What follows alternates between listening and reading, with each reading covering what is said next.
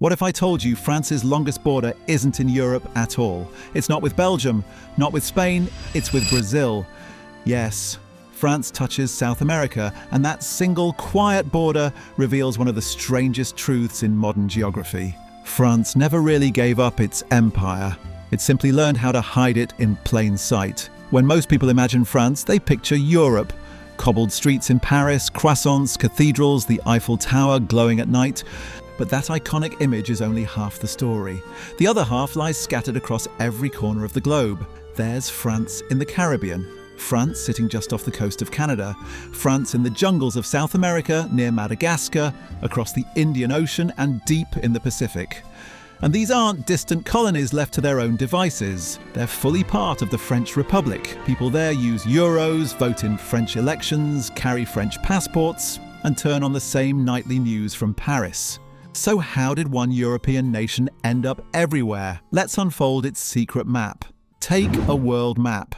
Now colour every piece of land governed by France in blue. That blue light doesn't stop at the edge of Europe. It flashes all over the globe. Dots in the Caribbean Sea, a small patch in South America, islands scattered through the Indian and Pacific Oceans. These fragments form what's known as overseas France, or La France d'outre-mer, the modern echo of a global empire that refused to disappear. Together, these territories make up almost 1/5 of French land area and stretch across 13 time zones, more than any other country on Earth. Add in their surrounding waters, and France rules over 11+ million square kilometers of ocean, second only to the United States. In other words, you can sail for weeks through the world's seas and still be inside French jurisdiction without ever seeing Paris. But these aren't dead remnants of colonial history.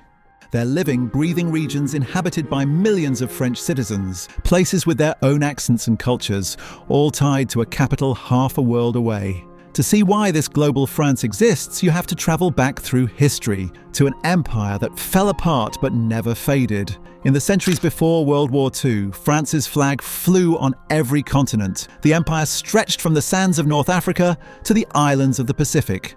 Then the war ended and colonialism collapsed under its own weight. Independence movements swept across Africa and Asia. Europe seemed ready to shrink back home, but France didn't fully let go. Some territories voted to remain, seeing stable governance and economic support as a better option than fragile independence. Others negotiated hybrid agreements, somewhere between colony and autonomous region. That's how France ended up split into two halves that function as one. Metropolitan France, the mainland in Europe, and overseas France, the collection of remaining territories. Together they form a single republic that is both old and global, traditional and modern. This strange dual identity makes France tiny on land but massive on water, because every island draws a circle of sea around it. Those circles, its exclusive economic zones, are worth billions. In the 21st century, that's where the true power lies. Empires were once measured by how much land they ruled.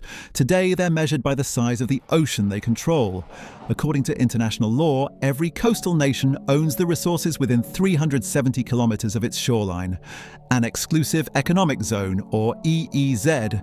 Inside that zone, the country alone controls fishing, energy, and mining rights. Now imagine your coastline is scattered all over the world. That's France.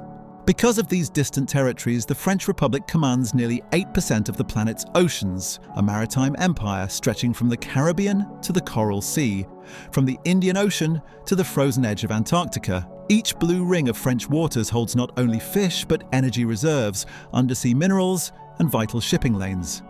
This access gives France quiet, unquestioned global influence, a geopolitical advantage hidden behind beaches and coral reefs. And one unlikely outpost in South America shows exactly how a colonial relic can become a modern super asset. Fly over the Amazon and you'll spot something strange. A city that feels more European than tropical. Road signs in French, prices in euros. This is French Guiana, an official region of France sitting on the edge of South America. Just outside its capital of Kourou lies a maze of launch pads, silos and towers. The Guiana Space Center, Europe's primary spaceport. Because it's near the equator, rockets here get an extra boost from Earth's rotation, making launches cheaper and more efficient. The result? Over half a century, this rainforest outpost has become one of the busiest launch sites on Earth.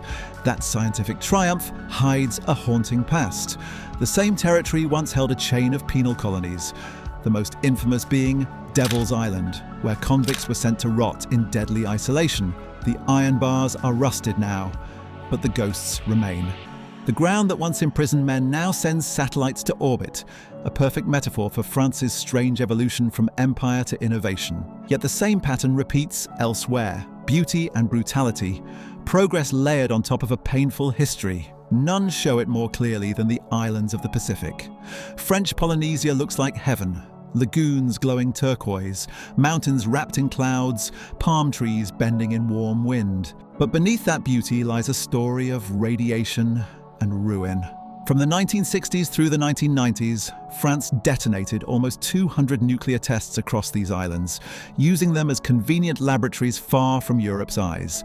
Entire coral reefs were vaporized, locals were displaced, their health and environment forever changed. In 1985, outrage burst into the open when French agents bombed Greenpeace's Rainbow Warrior ship in New Zealand to stop protests against the tests. One activist was killed. The world condemned it as an act of state violence. France eventually apologized and paid damages, but testing continued for another 11 years.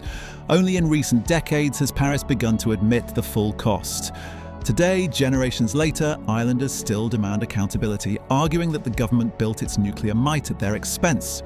And yet, life goes on. Tourists return, local cultures thrive, and the ocean hides its scars beneath a glimmering surface. For France, the Pacific Empire was about prestige and deterrence. For Polynesians, it's a reminder that national power often burns those farthest from it.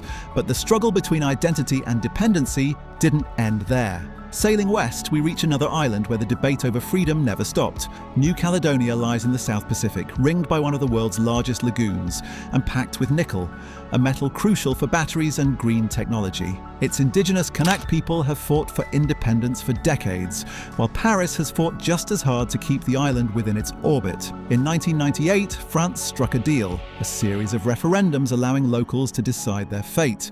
The results? Almost evenly split. Half wanting freedom, half choosing the security of remaining French. That razor-thin divide runs deeper than politics. It's about belonging, identity, and the lingering weight of history. For France, losing New Caledonia would mean losing resources and strategic ground.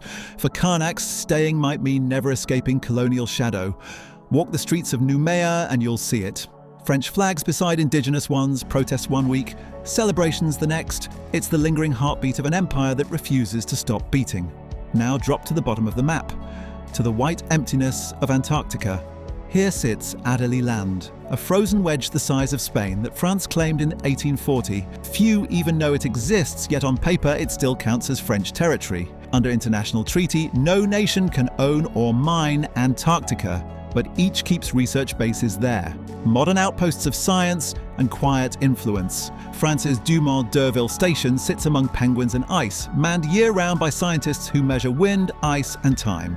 It's a tiny reminder that even at the world's edge, France has staked a claim. From tropical islands to polar caps, from coral reefs to glaciers, this scattered web of possession makes the country far bigger and far stranger than any map in a classroom suggests. Look at a standard world map and France seems small. A comfortable European hexagon stuck between Germany and Spain. But the real France extends across half the planet. A mosaic of islands, oceans and communities joined by history, economy and law. That reach gives Paris advantages other nations envy. Naval bases in every ocean, rich fisheries, undersea minerals, and a seat at every global table. While the British dismantled their empire, France quietly repackaged hers into a network of departments and regions. Yet behind all that power are people, nearly 3 million citizens living far from the French mainland, each balancing two identities, loyal to Paris, rooted in their own culture. To them, overseas France isn't a label, it's life, a home that's both independent and dependent, local and global. And that's the paradox of modern France, an empire without calling itself one. Every rocket launched from Kourou, every tricolour fluttering over a tropical harbour or frozen base is proof that the sun never truly set on French ambition. So next time you check how far you are from France, don't look at Europe. Look at the rainforest of South America, the calm lagoons of the Pacific, or the ice fields at the bottom of the world. Because chances are you're closer to France than you think.